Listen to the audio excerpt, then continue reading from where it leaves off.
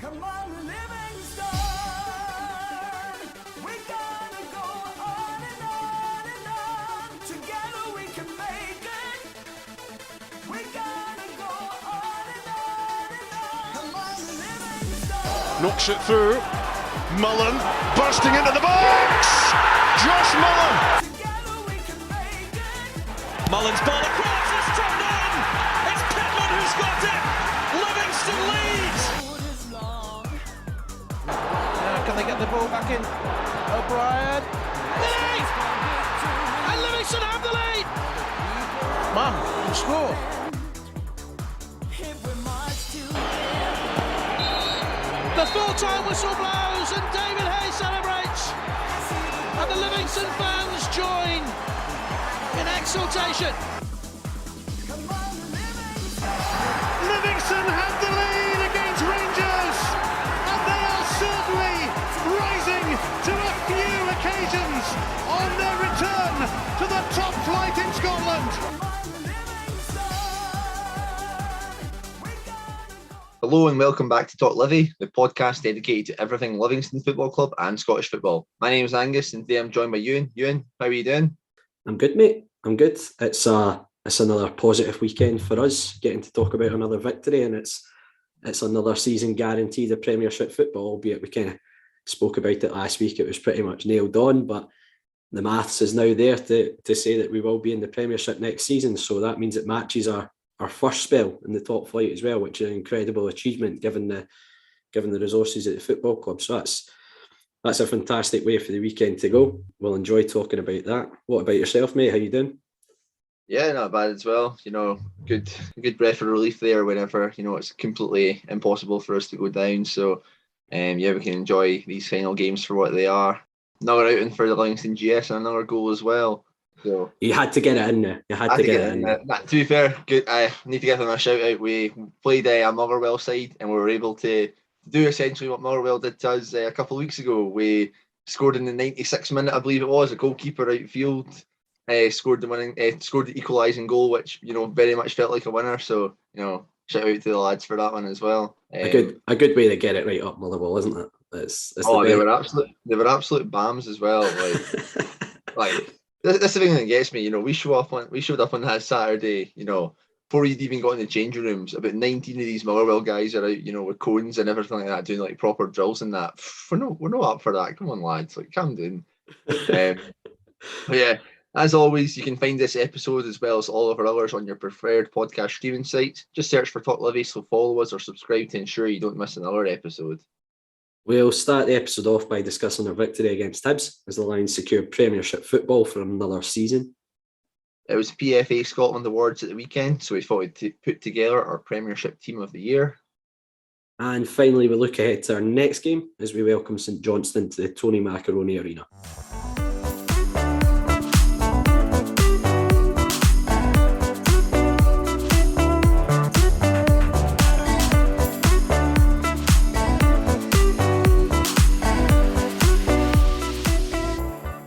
Livi welcomed Hibs to West Lothian this week as the Lions look to secure Premiership football for next season. A second-half strike from record breaker Scott Pittman would seal the 3 points. Euan, what were your overall thoughts on the game, though? I think it was a pretty solid 1-0 victory, to be honest. If you look at the first half, I think it's difficult not to say that Hibs dominated the ball for large spells of the first half, but I think the stats show that they didn't really... I know they had 18 efforts on goal, but you wouldn't say any... The fact that there was none on target. And I think any real clear-cut chances they created were probably in the second half of the game. First half, they had a lot of shots, but they were pot shots from 20 yards, 25 yards here and there, and they were blazed well over and wide. You weren't really concerned at any point. I think we probably created the better opportunities in the first half when Nicky's got in behind Josh Doig on the right-hand side. He's fizzed that ball across. Very unlucky. Pitts and Odin Bailey are inches away from a tap-in and putting us 1-0 up. I think Nubley had a good chance where he's headed over Macy and he's kind of lost his balance, lost his footing. I think Davey mentioned one as well, which was Shinnie got free on the left-hand side, probably needs to come back onto his right foot and look at the far corner, but kind of gets blocked. But the first half came across as one of those end-of-season games, I think, a little bit. it had that kind of feel to it, with both ourselves and Hibs in identical positions, and that were pretty much mathematically safe, but not officially. Well, second half, I think we upped the tempo a little bit. We came out a lot quicker in the second half, and based on the second half performance, I think we probably did deserve to win the game. We got the goal. It's really well worked, by the way. Again, this is an example I would say to folk who think we're this big physical long ball team. Go and watch our goal. It's some fantastic football, 1-touch, 2-touch football between Pitts, starts the move off.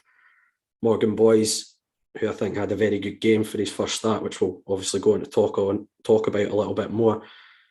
Shinnie's cut the ball back, and it's a fantastic finish by Pitts, just classic Scott Pittman, isn't it? You know, he's record breaker on the day, setting the record for top flight appearances for the football club. He grabbed his 40th goal for the football club as well. And it's a great finish. I think Macy, he sent Macy the wrong way. I think Macy's expecting him to open up and go for the far corner, but Pitts has just closed his foot on it last second, and he finds the roof of the net. And we had other chances after that to put the game to bed. Alan Forrest has had one where the ball's got played across, slack back pass, and Forrest probably should score, to be totally honest. Nubley's had one as well when he's got him behind Macy's, pulled off a good save from. But Hibs did have a couple of chances near the very end. I think Melkerson had one that went just wide. Euan Henderson had a header that went onto the roof of the net. And then Alan Forrest produced a really good save from Matt Macy as well near the end. But as I say, I think it was as comfortable a 1-0, I think, as you could probably get. As I say, for all the possession Hibs had, especially in the first half, I didn't feel like they were opening us up at all, which I think suggests that we defended our box very well. And the fact that they weren't getting any real clear openings in the game. And it was a good way to kind of secure Premiership safety. I mean, taking 9 points off Hibs this season, last time we did that was the cup winning season.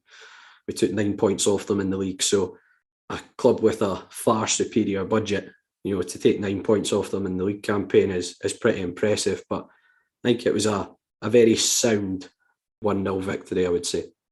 I wasn't too impressed with our first half performance. I thought we started off pretty brightly, but after the Devlin cross, I feel like we were just very slack on the ball. Like, we didn't really know kind of what to do. They were threatening from kind of wide areas, and that maybe on a different day, if they had their actual shooting boots on, like, it may have been a different story going into half time. They would have maybe put a wee bit more pressure on Konovalov in goal in his debut. But yeah, going into the second half, they definitely stepped up a whole level, like a different couple of levels, and took the game to Hibs. And as you say, that second half, I think it was pretty comfortable when we started to properly compete and properly use the ball. Yeah, Hibs didn't really look up to much, and we get that goal, and if anybody was going to score the next goal, it was going to be us, in all honesty. Melkerson has that chance that goes wide, and Henderson the header, but other than that, I think the most part of the ball was kind of in our hands. I think as well, as you're getting to those kind of dying moments of the game, it wasn't as if there was like waves of pressure coming on, and it's something that obviously cost us the top six this season was defending the box and that, but like Ayo and Fitzwater, were defending the box heroically and did a great job in seeing the game out, and what's a very valuable 3 points. Like, regardless of the result, we would have been safe anyway due to the St Johnstone score, but putting it in our own hands and making sure we get that win to finish the season as strong as possible is the best way to go about it. But obviously we had Morgan Boyce making his first start, which you kind of touched on there, playing as an unnatural kind of left back. I think you could kind of see that at times. I think you could hear Marvin Bartley talking to him an awful lot during the game and tell him where to be and stuff like that. But I think other than that, kind of unfamiliarity, don't think he really put a foot wrong. I mean, he thought he was absolutely excellent defensively, and those times that he did get into the right positions as a fullback, he was causing problems. Plays his part in the goal very well as well. But yeah, very, very impressive. Morgan Boyce's outing at left back. What do you think, Euan? Yeah, I think he had a very steady game. Given he was up against the boy Harry Clark, who's got a lot of pace to burn, very dangerous. He was excellent first half of the season for Ross County. So he was up against a very difficult opponent in the game, and as you say, probably in a more unnatural position for him, but I think he handled himself really well. Because he was playing right in front of me first half, he's a lot bigger than I maybe thought he was.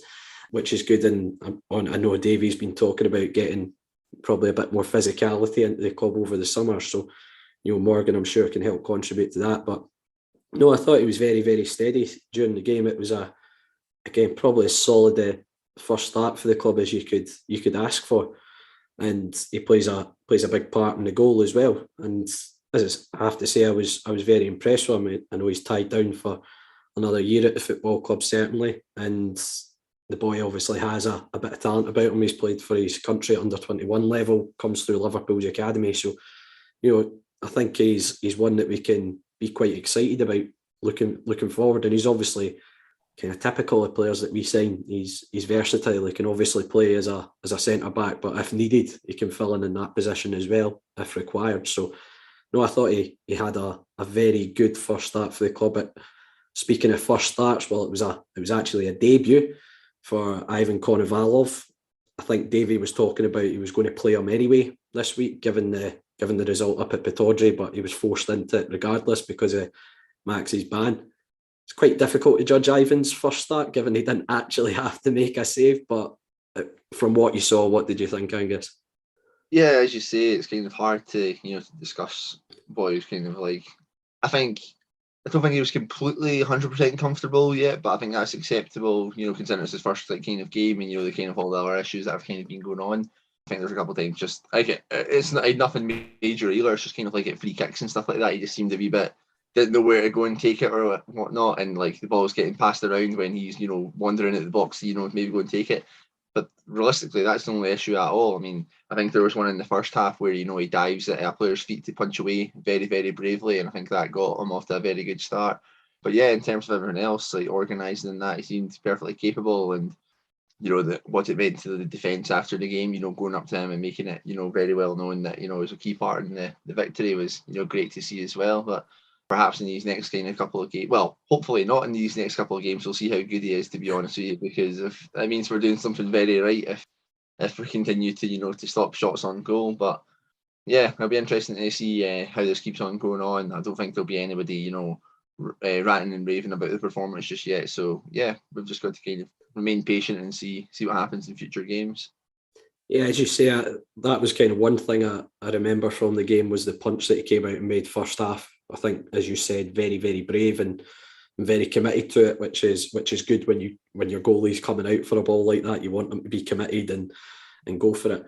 I think Davey probably spoke about it, was maybe with the ball at his feet is something that he's looking to work on him with, and I'm sure Stuart Garden, the goalkeeping coach, will be doing that as well. So that's maybe something, but I think he looked solid enough. But as we say, it's very difficult to judge a goalkeeper until you've seen them have to make a few saves. But you also don't want your goalkeeper to have to make a few saves. So it's a strange one. You're almost wanting to see the best Ivan, but you don't want to see the best of Ivan. But I'm sure he'll get another few games in the tail end of the season. But there was another couple of landmarks. We'll start with our man, Nicky Devlin. His 100th appearance for the club, captain the club to a 1-0 victory. Great achievement for Nicky. I think Nicky actually said it's only the second time he's reached 100 appearances for a club as well. So, but got to love that, and hopefully there's another 100 more, right, Angus?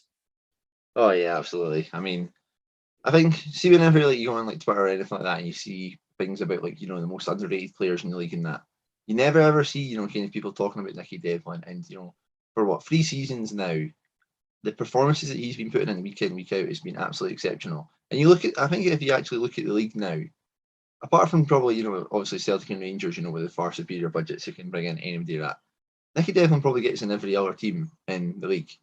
You could go and play right wing back for Hearts easily in that system, 100%. You look at, like Hibs and Aberdeen in the seasons they've had, they could easily make the step and make a change to their team. As an attacking threat, absolutely exceptional. As a defensive threat with that pace as well, incredible. And that leadership as well is completely valuable. And what the defence was one of the main things that I was kind of concerned about at the start of the season. But Nicky really stepping up as captain, that you can really see the kind of influence and the standards that he set from early on in that.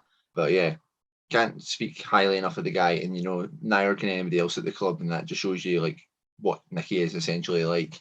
Absolutely brilliant signing. Probably, I don't even. It's probably not even going too far in saying this, but in terms of transfers and that, it's probably one of the best that the club's probably made. you know, the 3 seasons that he's made to go from, you know, just a right back who, you know, had played for Ayr, coming up from Walsall. I don't think anybody was expecting, you know, this to like him to be this exceptional. Like, no offense or anything like that, but to then rise up to be captain and, you know, to be such a consistent performer, like a 7 out of 10 every single week.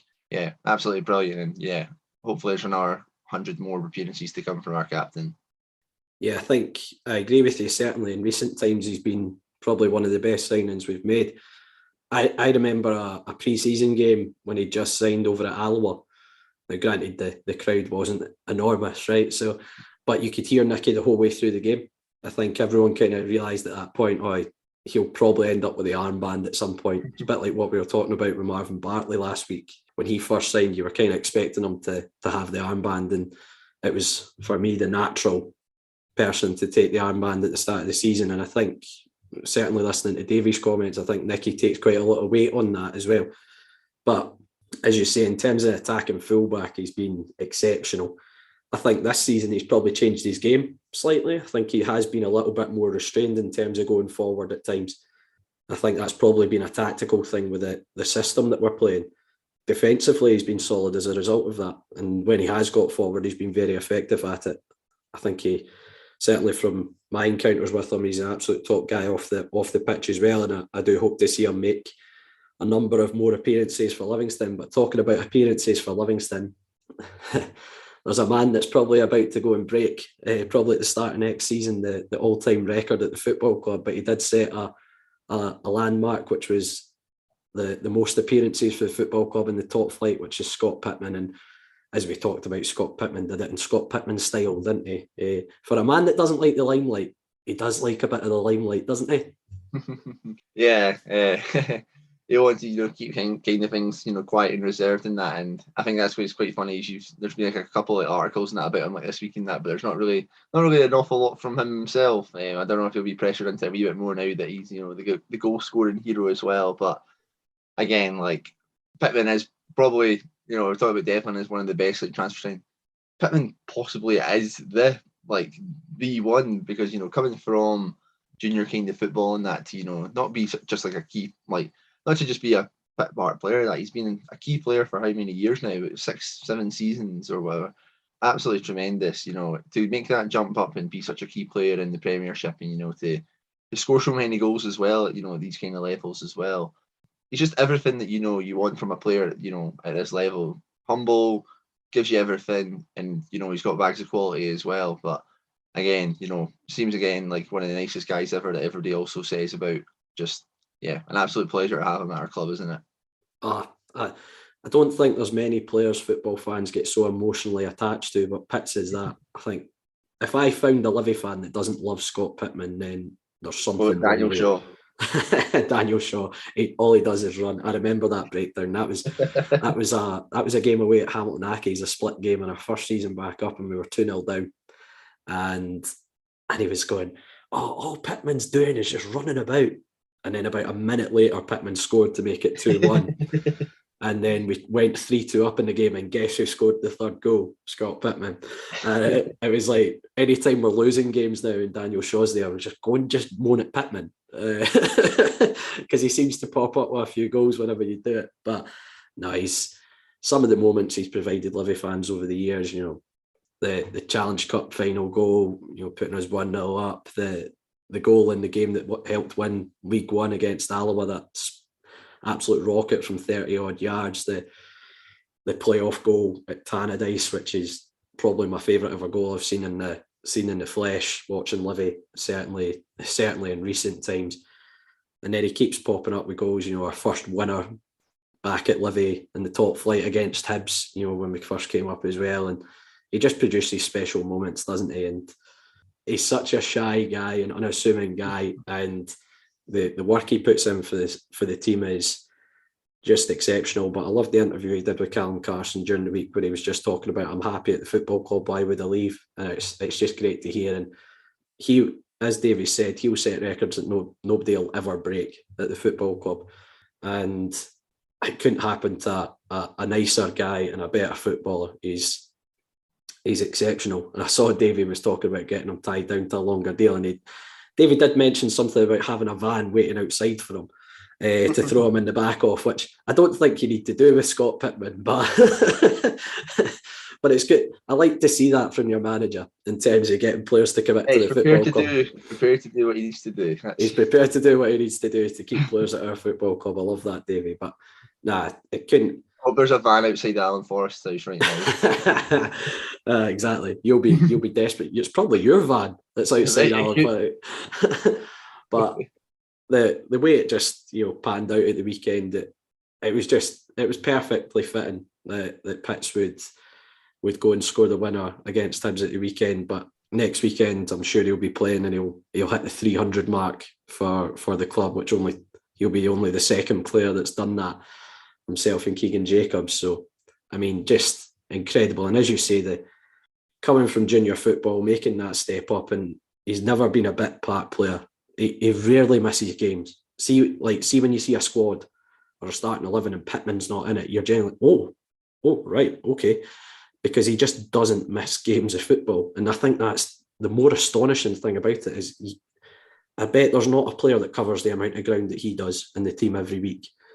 And yet he doesn't miss games of football. I can't speak highly enough of him. I absolutely love him to bits. And hopefully he can go and achieve so many more things at Livingston. But it was another win, back-to-back wins in the split, which we've not experienced for a number of years, but hopefully we can carry that form on into our next game against St Johnstone as well.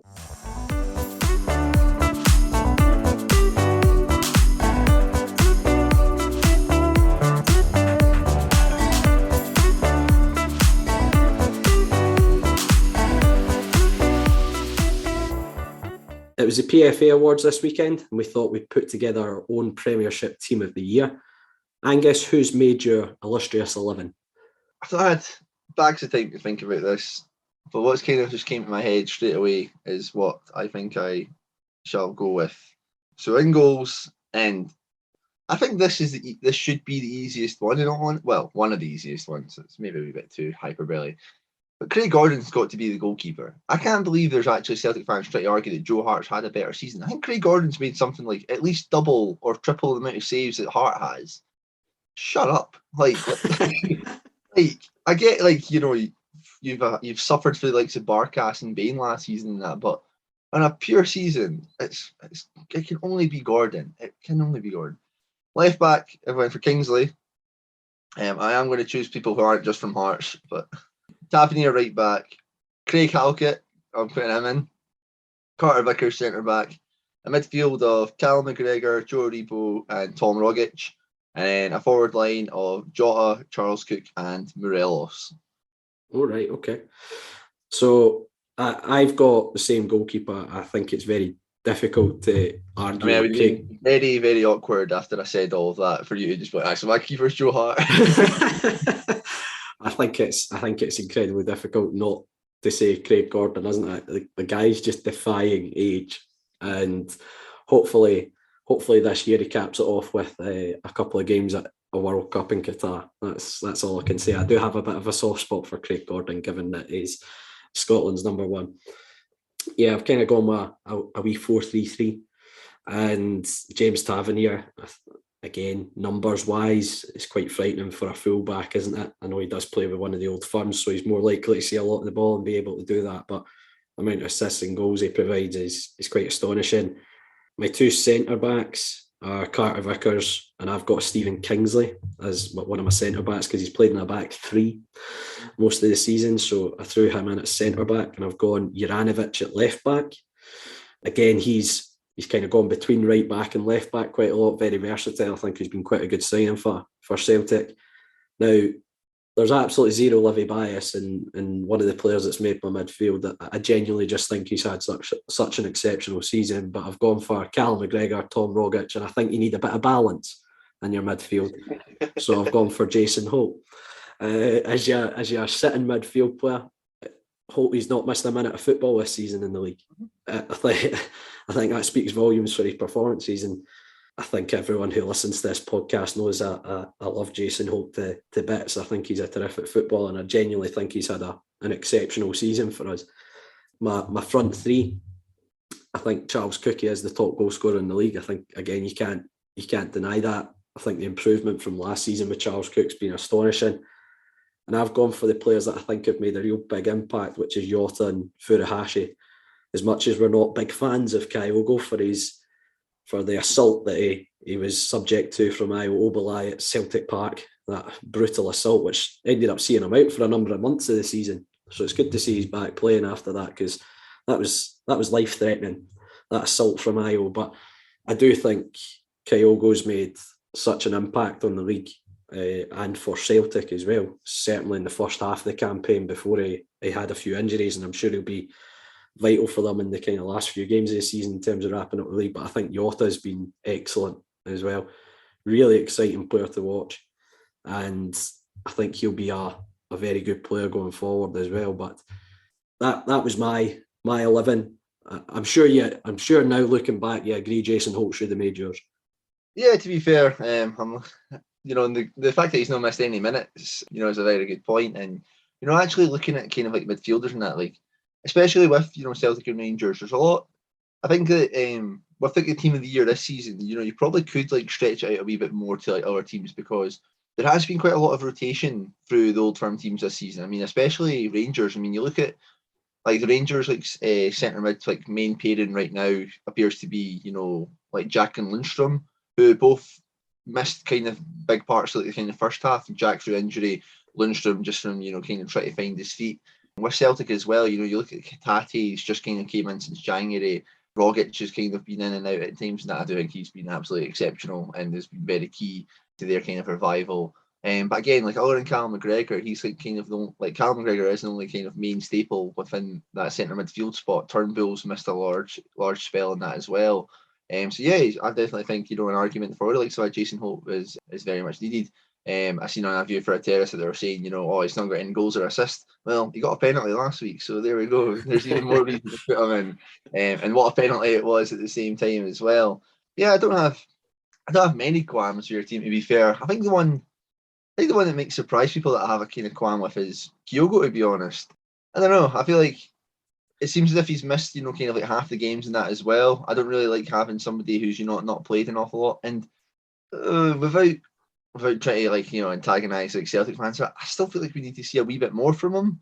He did come onto the scene very, very quickly and score a few goals in that. But I mean, these couple of games against Rangers and that, since he's came back, I know it's difficult because he just came back from injury and that, but I don't think he's been particularly great or quite the saviour that people have kind of gone on about. I think Giakoumakis has stepped up massively, and right now I would probably be starting him instead. I think Morelos is kind of the better option, I would say, just because of how vital he is to that team. The wheels have kind of came off a wee bit at times when he's not been in the squads and that, and think of how vital he's been in European games. I don't know if that's maybe swayed it a wee bit more, the European run and how dominant he's been in those kind of matches as well as kind of influenced it. But yeah, other than that, yeah, very, very solid team, Euan.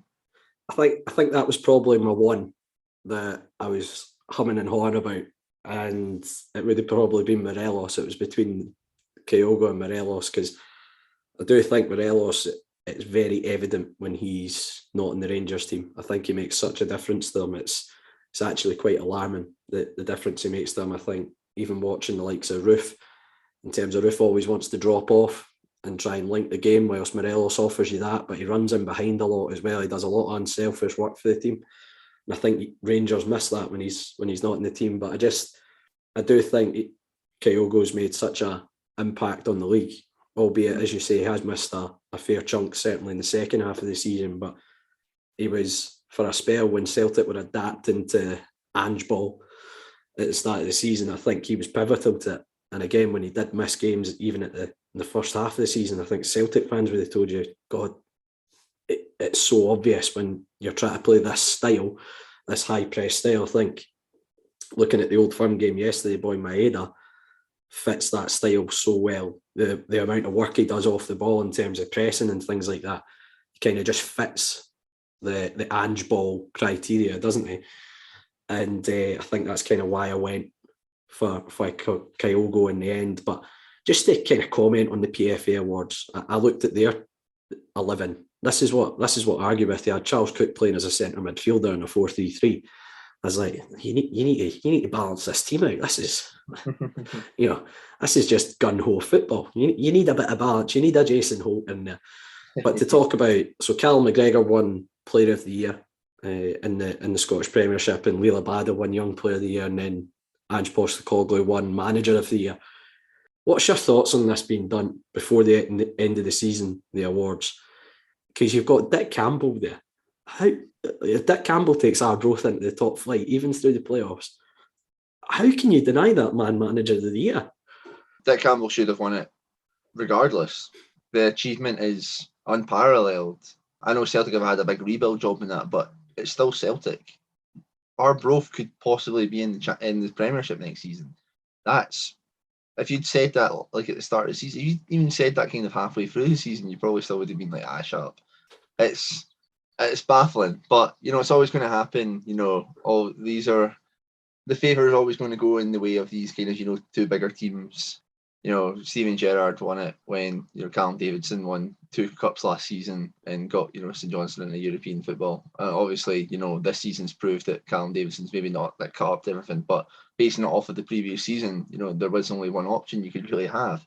It's baffling in all honesty. Not that Postecoglou's done a bad job in any regard. Like, in any other season, yeah, but this is a special moment from, you know, a special team in Arbroath, and yeah, if they go and get promoted, then it's going to look incredibly silly that, you know, they've not given it to, you know, a manager who's got a part-time side up to, you know, the top flight of the league. There are two I don't think have really kind of qualms about. You know, Callum McGregor was in both of our teams. I think he'll be in everybody's team. So I think for Player of the Year, that's a fair shout. Leila Bada, again, yeah, very good season. You know, the stats back him up very well. Probably could have played a wee bit more and recently since players have been like fitting that, but you know, as a young player you might not want to burn them out. I don't think that, you know, the Young Player of the Year category was exactly filled up this season. I mean, seeing the one, I think that's exclusively Scottish players, and you know, you've got Nathan Patterson who played, you know, a couple of minutes here and there, you know, like Connor Barron, who I think has played, you know, about 8 games or something like that. I'm trying to think of who else was in it. Calvin Ramsey for Aberdeen. Calvin Ramsey, who's not been great for Aberdeen, and also Stephen Welsh, who's played God knows how many minutes for Celtic. I think Stephen Welsh actually got Celtic's Academy Player of the Year as well this season, which kind of tells you, you know, about like the kind of youth football that's been afforded to these kind of players. In all honesty, I think, you know, the player from Dundee United, is it Graham? I think would have been probably one of the better shouts for it. You know, he's been playing at a back three, scored a good couple of vital goals for them as well that got him in the top 6. I think he probably would have been the best option, but stretching out to, you know, kind of to all players, not just kind of Scottish ones. Yeah, I think Abada is, you know, kind of the correct choice for that. But, you know, we were kind of talking about this as well, you know, regarding the Player of the Year thing, how they've done it like, you know, with 4 games to go. Somebody like Abada could, you know, end up, you know, being, you know, the top goal scorer of the league. Was he in the Team of the Year? I can't quite remember. I don't think he did make Team of the Year, to be fair. Yeah, but he'd end up at him scoring, you know, another 3 goals at the end of the season, overtakes, you know, the likes of Charles Cook and everything like that, and, you know, doesn't he make the team of the season? Like, that makes it quite laughable as well, I think.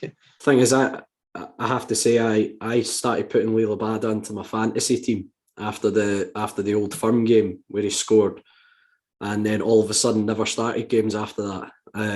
Just very typical of my fantasy team this year. But no, I mean, can't argue with certainly Callum McGregor. I'm a massive fan of Callum McGregor, kind of more Scotland related, but I think him and Billy Gilmore have certainly complemented each other since they combined in the Scotland midfield. But he's been fantastic for Celtic, and he's had to take on a lot of pressure given Scott Brown leaving. He's taken on the captaincy as well at Celtic, and you know, I think he's led them very well this year.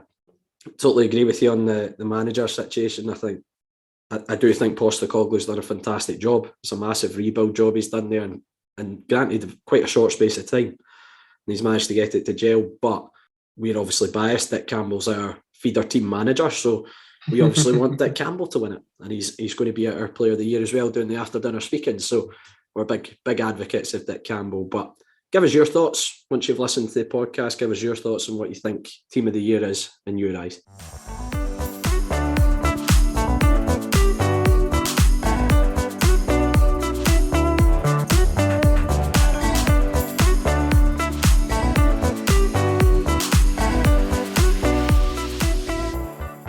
Next up, a struggling St Johnstone make the trip to West Lothian, trying to cling on to hopes of avoiding the dreaded playoffs. Euan, how do you feel about going into this one? It's a strange one, isn't it? because you could get a St Johnstone team who have resigned themselves to the fact that an 8-point gap in 3 games, relying on other teams not picking up a single point between now and the end of the season, they might just resign themselves to it. Or they could just come out all guns blazing, last chance saloon, and try and produce something. And then you've got the situation, which I'm sure won't be the case with ourselves, but we are secure. We've got Premiership football next season. You're hoping that our players aren't kind of booking their holidays up and seeing what deals they can get with Ryanair. But it's a difficult game. St Johnstone have kind of had our number the last couple. But looking at the stats, I think it's clear to see what the objective would be in this game to try and get 3 points. St Johnstone have only scored 22 league goals this season, by far and away the lowest in the league. I think the next closest is 30. And given the fact that Callum Hendry has scored almost a third of those goals, and that's only in the second half of this season since he came back from his loan spell at Kilmarnock, I think suggests where their main danger comes from. But their defensive record, I think, sits kind of 8th in the league. So, and we experienced that very recently, that we went a goal behind early doors to a Callum Hendry goal, and we struggled to break St Johnstone down after that. And granted, there was a few decisions that day that didn't go in our favour, but taking that away, I think St Johnstone were absolute masters of the dark arts, winning free kicks, taking pressure off them, just doing all the things you would want your team to do when they're in a relegation scrap and fighting for their lives and fighting for every point they can get. So I think it's absolutely vital. If we are going to win the game, I think we need to take the lead. And if we do that, I think we are good enough in terms of defensively. Certainly we've shown that in our last couple of games. We've denied quite a lot of any real clear-cut opportunities to both Aberdeen and Hibs in terms of defending our box very well. So I think a team that's struggled to create opportunities throughout the season in St Johnstone, if we were to get in front in the game, I think that's when we can probably play to our strengths in terms of sitting in, playing on the break with the likes of Bailey, Shinnie, Newbley, Forrest if he features as well. So I think that's the key recipe to getting a result. I know, speaking to Ross Gardner, who's been on the podcast a few times talking about St Johnstone, players that we're probably going to need to look out for. Callum Hendry, we've already mentioned. I think Hallberg's the kind of playmaker now since he came in January. I think if you get in and about him, don't allow him to kind of pick the ball, pick passes. And we do need to be mindful at set plays. They've got a lot of height in there, and the likes of McCartan. We know fine well what Sean Rooney can do to us at set plays. So that's something we'll need to be very mindful of as well. But I think the key to this game is get our noses in front, and then the game's in our court, really. Johnson's always just a kind of an odd one, Whenever you've kind of seen them in that at times, you think, why are you like at this level when you can defend? Why are you where you are in the league? When you are able to defend kind of resolutely, you talk about that, like the 2 games that we've played them recently, we've got our number and that. Very disappointing results for us, but kind of solid enough performances from them. But yeah, they just lacked complete consistency, in terms of goal scoring as well, especially. But it seems as if, there's kind of like a weird thing that's happened with us the last couple of games that we've played them, that, they've kind of had our number, even last season as well. Davy's already said about, maybe trying out some new things as well. I don't know if that may be a factor within the game as well, if we're, trying out new things that, we're maybe not familiar with, St Johnstone may be able to capitalise on that or whatnot. So, it's going to be interesting to see, what kind of team that we line up with. Yeah, we can get an idea of what Davy's kind of plans are for the next season, or if he's wanting to give more game time to people who've been, slightly on the fringes. The likes of like Craig Sibbald and that's like struggled for, fitness this season. Will he get more of a run out in a game like this and that?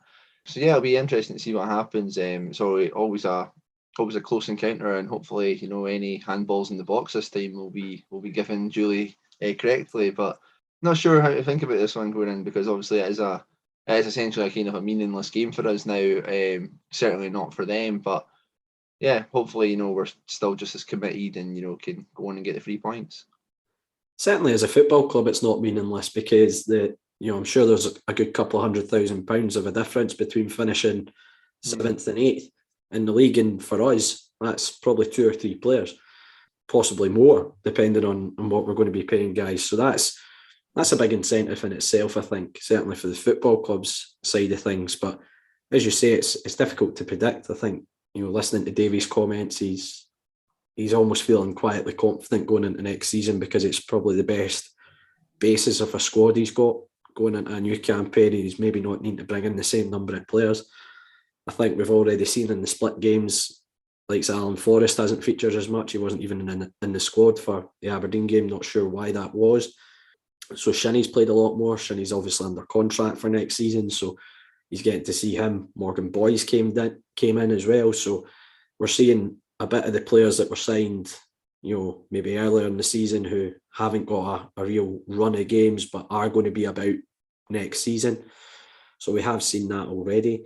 I think, again, he made a comment, which I'm not sure if folk picked up on, but Odin Bailey, I think he said he's going to be trying to get back here next season, which would be fantastic if we could. So I don't know if that's why Odin's still been playing a lot of minutes in these split games as well. But it'll be interesting to see how we kind of approach the game. The thing is with our team, I can't see us being a down tools, we're on holiday attitude. I don't think Davey would allow that.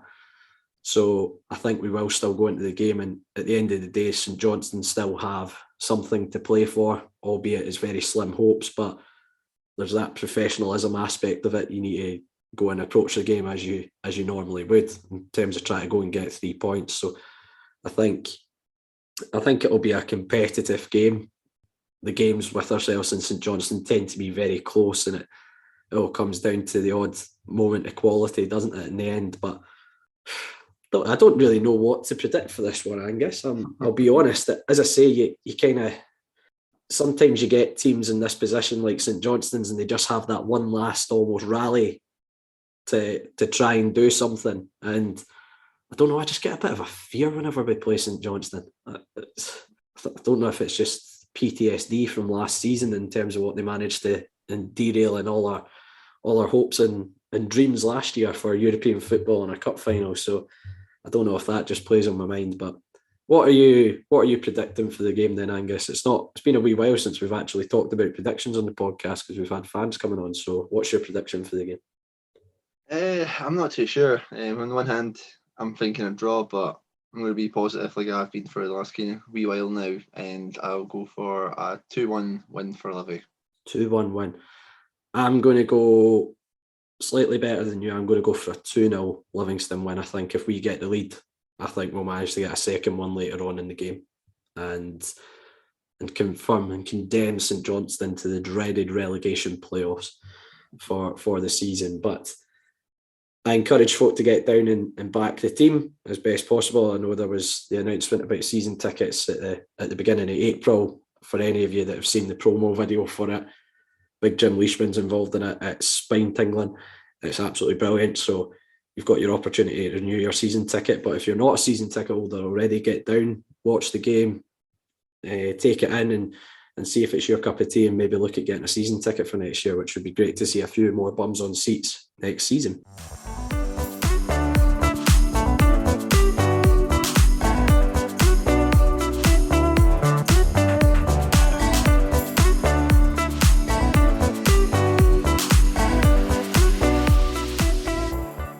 That's it for this week's episode of Talk Livi. Thanks again to every single one of you for tuning in, week out. If you can, we'd love to hear your feedback. Either leave us a review on iTunes or simply message us on Facebook, Twitter or Instagram. As Euan said, we're on Facebook, Twitter and Instagram. Search Talk Livi to find us. You'll find all the links to our weekly episodes on there as well. You can also find all our episodes, including this one, and all good podcast streaming sites, including iTunes and Spotify. We're also on YouTube, so don't forget to subscribe to the channel. If none of those options suit you, all you have to do is head to our website, talklivipodcast.libsyn.com, where you'll find every episode we have done over the last few years. That's it for this week. Thanks again to all our listeners for tuning in as always.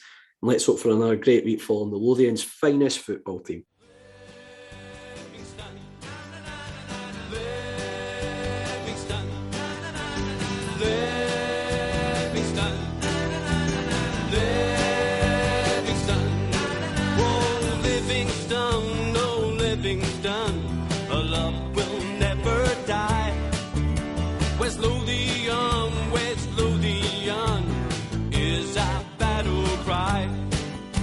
This is the place from which we hail.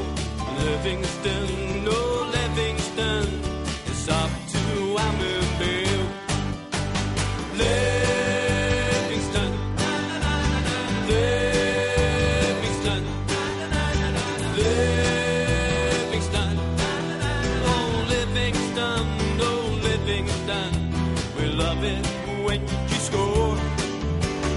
Livingston, oh Livingston, the Armorville Lions roar.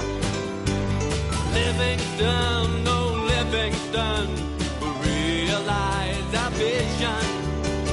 Livingston.